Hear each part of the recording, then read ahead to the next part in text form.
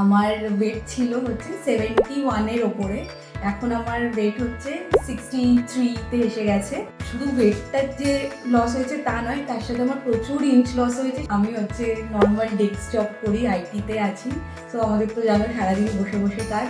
আমার এরকম সকাল থেকে রাত অবধি অফিস করেও আমি নিজেই সব অ্যারেঞ্জ করে নিতে পারি, নিজে মানে কোনো সেরকম অসুবিধা হয় না, খুব ইজিলি পেয়ে যাবে সব কিছু। এরকমই ডায়েটে থাকে, একদম ঘরোয়া খাবার। এইটা হচ্ছে আমার আগের পিকচারটাই, সেম ড্রেস পরা। এইটাই আমি রিসেন্টলি পরেছিলাম। সেটা হচ্ছে থেকে খুব ভালো কমপ্লিমেন্ট দিচ্ছে, ওগুলো শুনলেও খুব ভালো লাগে।